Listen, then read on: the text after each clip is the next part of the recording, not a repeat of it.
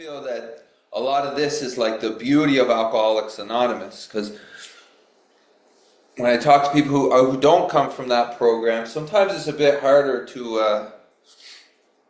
I don't know, maybe imagine ideas or conceptualize things or whatever. But Alcoholics Anonymous is beautiful because they have these sayings from the book, like, any life run on self-will will fail. Will hardly be a success, or will fail. Any life run on self-will will hardly be a success. It's really something, because that's like obviously my direct experience. That big book really names it perfectly. Any life run on self-will can hardly be a success.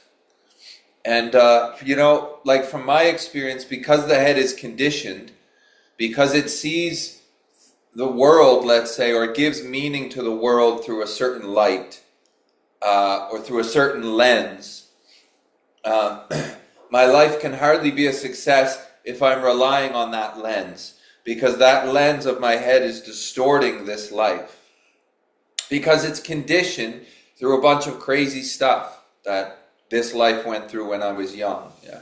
The big one I feel from doing step 4 and just looking at the individuality is sex abuse from being a kid. Obviously that one set up a lot of conditions in my head to see through the eyes of fear, and to see through the eyes of poverty, and that things are just constantly my fault. It doesn't even have to make sense, really, but the head is going to present life that way, as, let's say, like beliefs, core beliefs or whatever.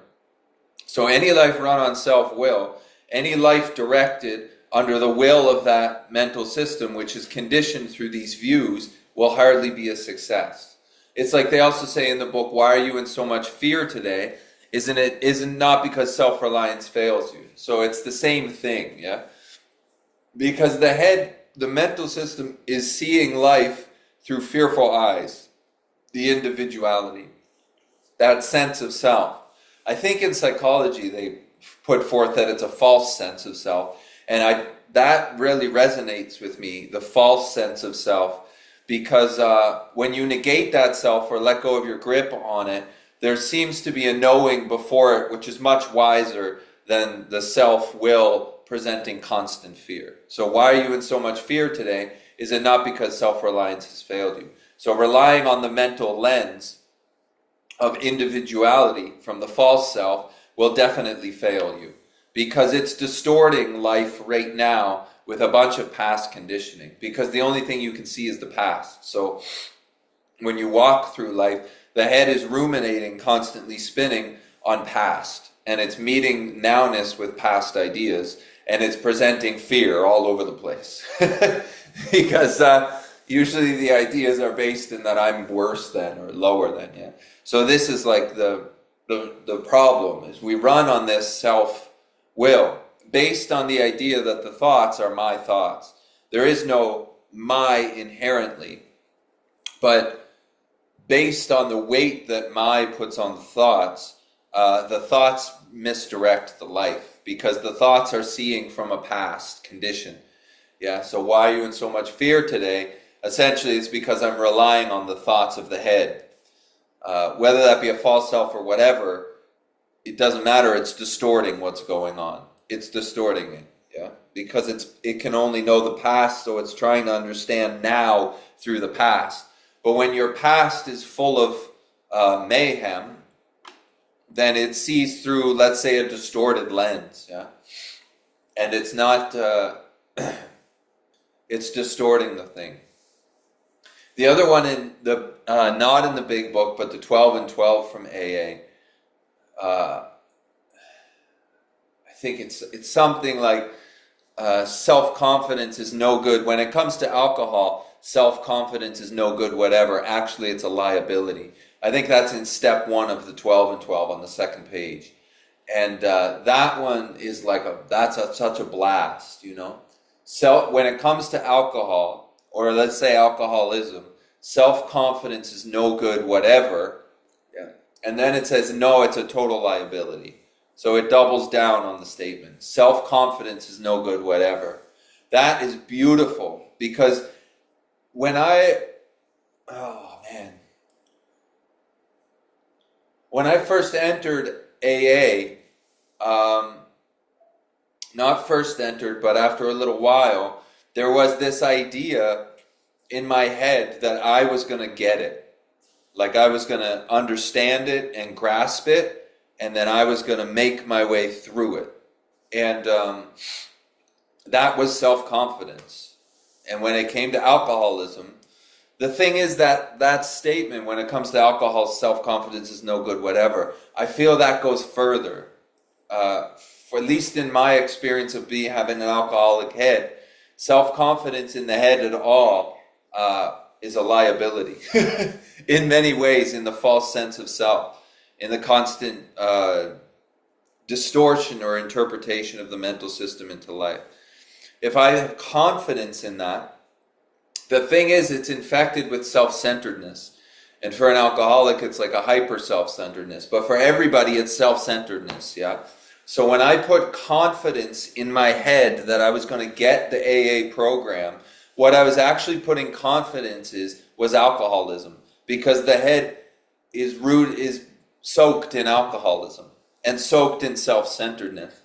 Yeah, so really the suffering comes from the constant self-centered thinking, which would dumped into these crazy depressions, which I needed to get out of. So drinking and whatever, self-pity, all of that stuff, and then self-seeking, of course, on the other side of it.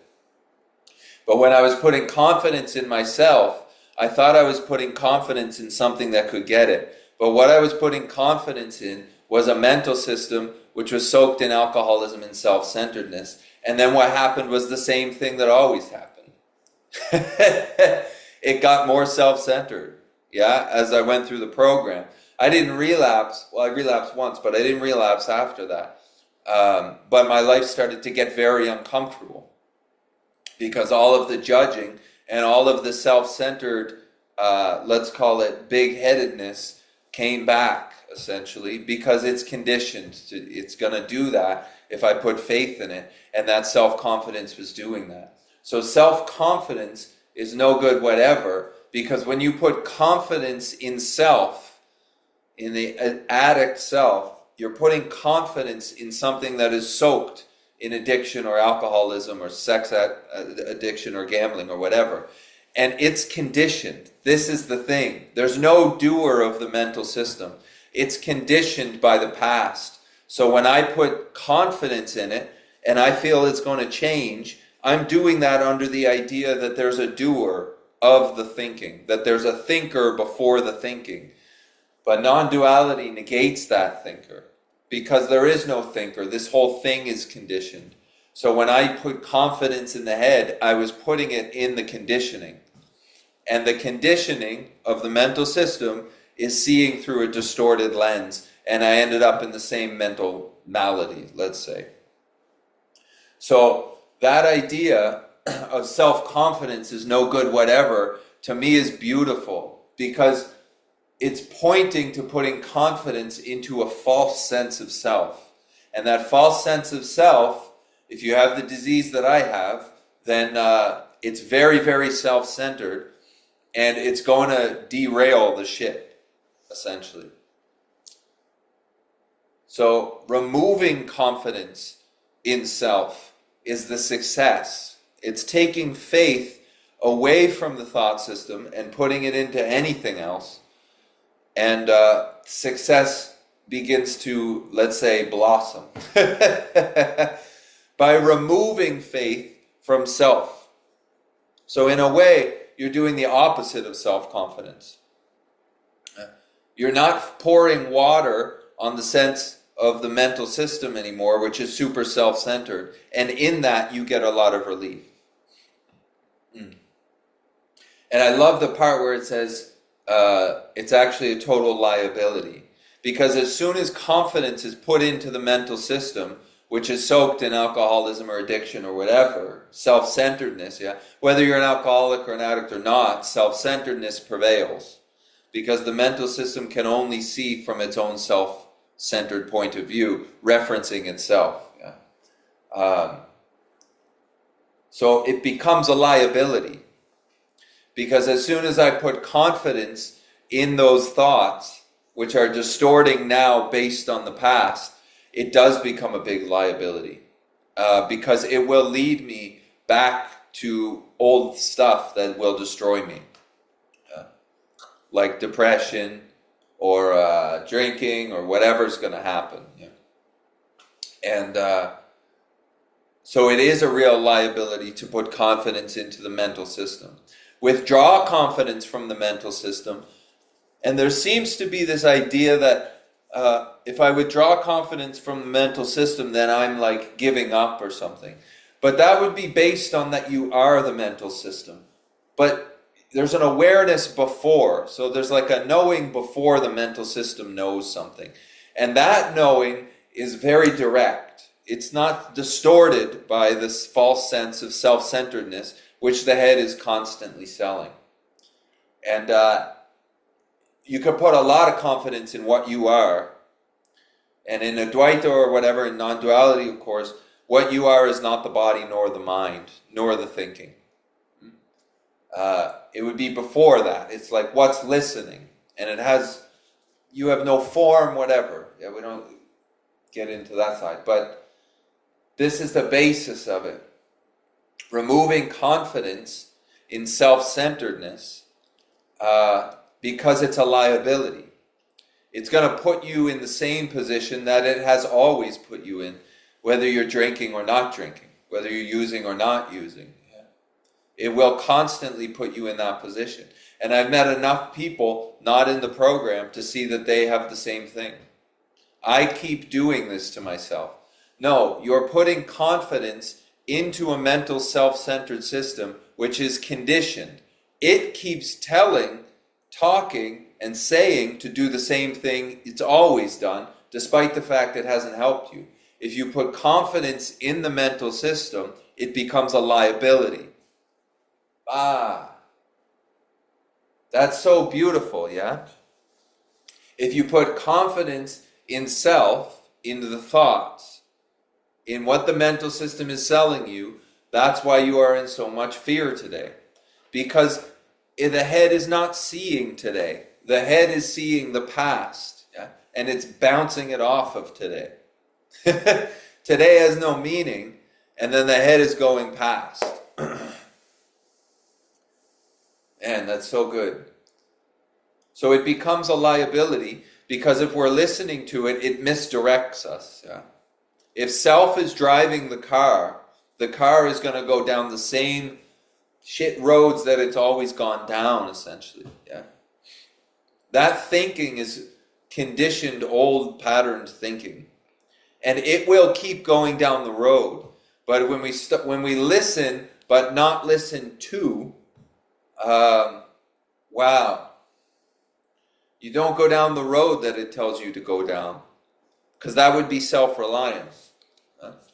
And then you see where you end up. And in my experience, it's a lot more peaceful where I end up when I don't go with the self-reliance. So self-confidence is no good whatever in many ways beyond just drinking for me. And it will become a liability. Because it's usually seeing through the eyes of judgment and resentment and all of these past things that the head is holding on to. And it's selling all of those now. And any life run on that will can hardly be a success. Because how could that life possibly succeed?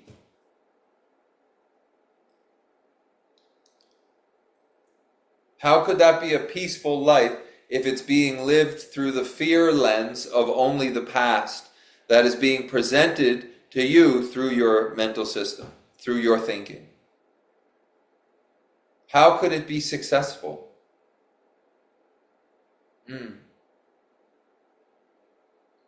So these are beautiful statements, and they're all pointing to this thing called self. Self. So all of this me-ing that's going on, all these thoughts are based on the sense of self, sense of me, which is actually one of the thoughts, but yeah. And that sense of me is conditioned by everything that this body and brain has touched in this life.